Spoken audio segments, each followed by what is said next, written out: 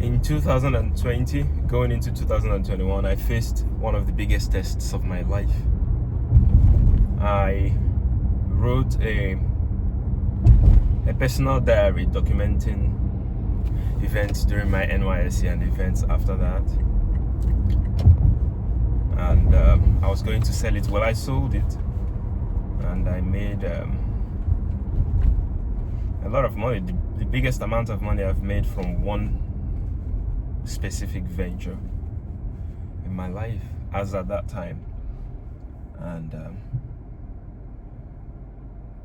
God asked me to give the money away every time. Not like, spread it, give to people, no, but to put the money, all of it, into building a house for a homeless man.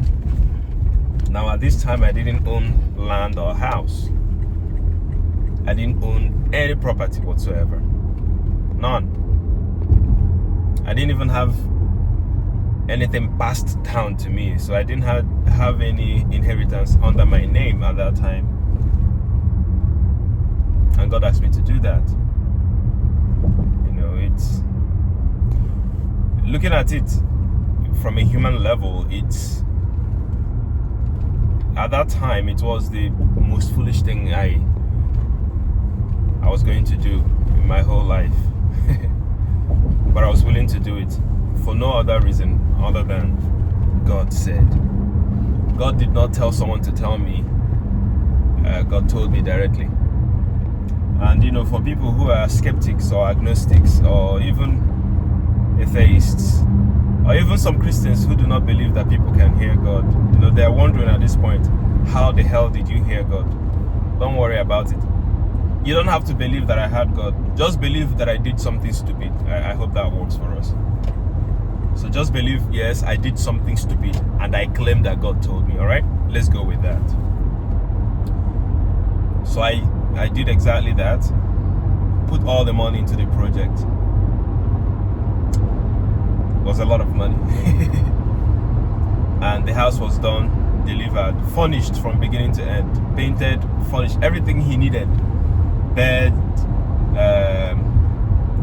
Beds, seats, curtains, kitchen utensils, generator, everything was provided. Even a cell phone I gave to him, a brand new phone. Now, when I completed that project, God spoke to me again. He said, because you have obeyed. He didn't promise me, oh, I'm going to make you rich. I'm going to make sure that you don't lack money. Nope, God never said that. God never said that. I have also, within myself, never believed that I would lack. And how I know that is, my whole life I've been a giver. And at the same time, I've been very contented. So whatever I had, I worked with it. I was fine with it.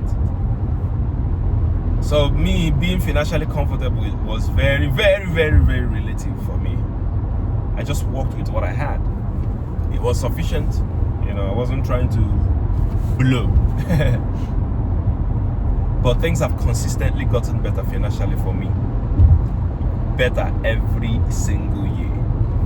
But that was not part of the promise that God made to me. God did not say any of that around the time of this project. God has spoken to me concerning that, but it was a long time ago, and there was no proof of it around that time. So when this happened, when this money came, I felt that, well, that was a confirmation of that. Well, lo and behold, it wasn't. It was a test. But what God said to me was, He said, there is no problem, there is no trouble that I cannot get you out of. Now, God said that to me in 2021, and sometime around the middle of 2021, it became a consistent prayer point from the lips of Pastor Jerry Eze, my pastor. He prayed it one Sunday. He said, it was a Wednesday service. He said, there is no problem that I will not get you out of. He said it again on a Sunday service. Pastor Jerry said this around that time at least 4 times. 4 times. And I was like, wow. I've never told him this. there is no problem that I cannot get you out of. Oh, I think it was even included in the declarations at that time. So I had it every Sunday morning. It was very personal. It was very personal, specific, resounding, repetitive. So I internalized it. I believe it. I still believe it. There is no problem that God would not. I know He can. There is no problem God cannot get me out of. That's one. But there is no problem He would not get me out of. Okay, it's like a special divine life insurance of some sort. Now I don't go looking for trouble. I don't make trouble. But I know that even if trouble comes, no matter what kind of trouble it is, that God can and will get me out of it. So whenever I face a difficult challenge, what I do is I log into that covenant and I make a withdrawal. And God is an unending well. It's a grace that never finishes. I will die with it, and hopefully I'm able to pass it on to my children and my children's children. But it will not run out in my lifetime over me. Won't. If it does, that's the opposite of what was promised. It means God has failed, and He doesn't. But that's, at that time it sounded like it's just a word that you got out of this whole thing, and it's just a word. I was working at that time, I was working in Port Harcourt for Shell on contract.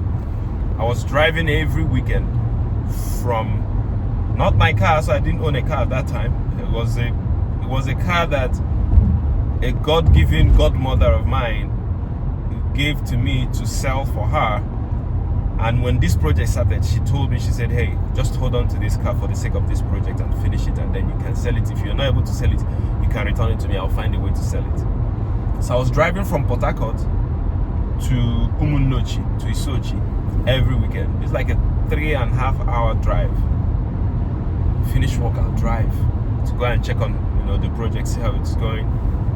My other brother is an architect. He designed and supervised the project from beginning to end for free.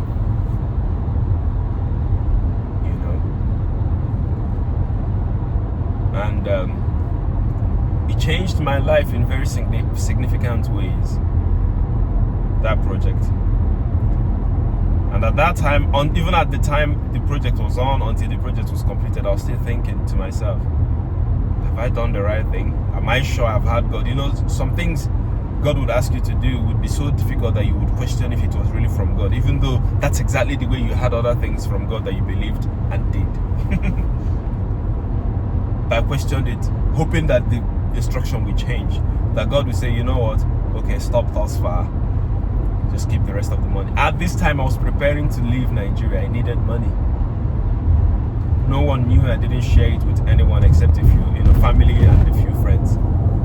So I needed money, but I knew I didn't have the permission to spend my own money on my own project, on my own needs. So I had to squeeze out money for the things I was doing from, from directly my salary, not from other things I was doing for money. Not from the book. At that time, I was even doing, I did some jobs for some foreign organizations. Some of them were teaching jobs. Some of them were writing jobs. And yeah, I can't remember everything, but I was making money in foreign currency at the same time. Most of that money went into the project, even though it had nothing to do with the book. But I had to, get money from my salary, savings, and some of those things to be able to do the things I needed to do to leave the country. Eventually, my employer reimbursed me every dime that I spent. In fact, my employer gave me around 3 times what I spent. And this is putting it very lightly. And I'm not going to go into, it's a long story, things that have happened in the past 5 to 6 years, but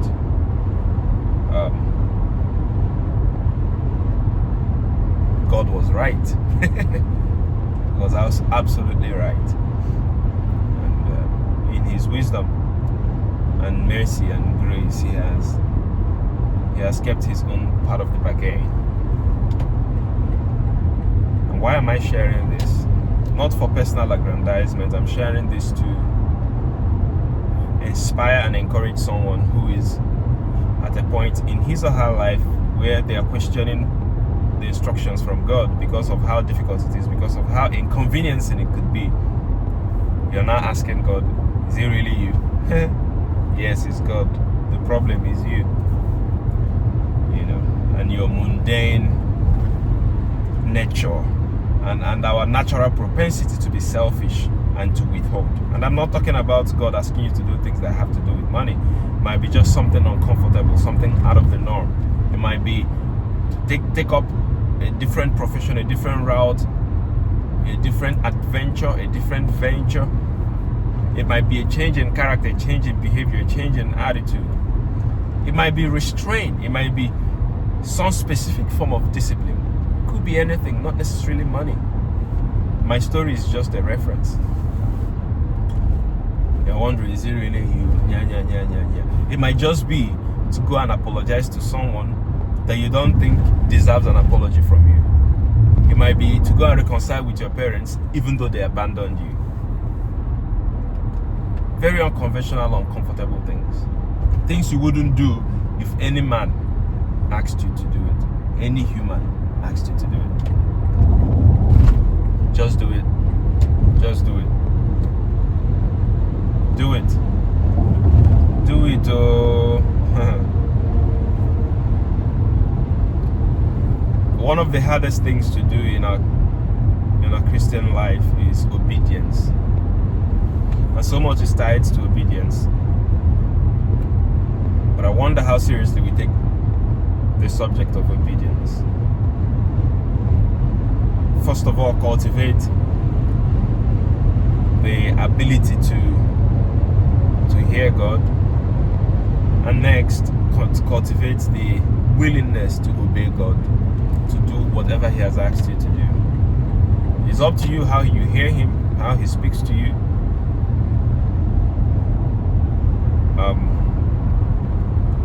That's not the hard part. The harder part is doing what you've been asked to do. You know. So I hope this helps someone out there. I hope God doesn't ask you to do the kind of thing He asked me to do. I've been required to do a lot of hard things. That was one of the hardest. But before that, there were a lot of hard things I was asked to do. I'll give you a few examples, a few more examples. When I was in school, there was a time I was asked by God to spare part of my own feeding money to feed other students. So every day, I did this for at least 1 month. Every day, I sacrificed a meal and gave it to someone in money. Paid for a meal for a student that didn't have a means to eat. I did this for at least 1 month. There was also a time that we needed money for a gospel music concert. For me to save the money that I decided, not God asking me now, I was thinking about many ways to save the money, and God instructed me that one simple way you could do this is spare a meal a day for 3 months, and I did that. Saved the equivalent for 3 months and gave it. I owned 2 keyboards in school. I gave them away, donated them. I did there so many things, man. I sold a phone to pay for a bus for students to go for a community outreach. This was in my 3rd year in university. Absolutely. There's so many. Some people that I went to school with, they chat me and a classmate of mine last week called me about something else, and she reminded me that I gifted her a phone when she was really, really struggling and didn't have a phone. I think her phone was stolen or something, and I gifted her my phone. I don't remember doing that. She remembered. Well, I didn't remember at the time she was saying it, but she remembered. And while she was telling me, I'm like, yeah, that makes sense. She told me, I don't remember what specific phone it was, but I remember that it's true. I did do that for her, you know. So from doing these things, you get used to certain levels of kindness and certain levels of obedience, that certain things become so normal for you, and God would not test you with those things. I do not consider these other things that I just mentioned as tests. They were just things I was required to do. But the one that happened, you know, the house, was a test, considering that it's not something I had in abundance. It's something I didn't even have at all. And for the first time I had the opportunity to handle that amount of money. I could have bought land with it. Who knows? Maybe built 2-bedroom bungalow, because that's what I built for that man. And yeah. Some people, you know, like, this guy is foolish. Very, very foolish. But I'm very happy, and I thank God for the family I come from. Nobody in my family thought it was ridiculous. Part of the reason is because, yes, they know that I am a Christian, I'm a child of God, I hear God. That is not strange in my family. So as soon as I said God told me to do that, everybody fell in line. Everyone supported. Like I said, my brother offered free services. So my close friends, nobody questioned it. Nobody cajoled me. Nobody made fun of me. Everyone supported. I have friends that even came and offered manual labor for that project. Some donated items. I had a friend that was an electrician. He wired the house for free. I have a friend that donated a generator. I think it was Mr. Raymond. You know, this was a long time. I can't remember all the details. You know, but friends showed up, family showed up. There was a lot of support. But some people who are not very familiar with my walk with God, very familiar with my life, you know, felt I was foolish, you know, I was stupid. And some of them were bold enough to voice it. But, you know, looking back at this now, I'm very proud of it. It's one of the most important things I've done in my life. Look at me. I was 6 years younger than this when I did this. I was a child.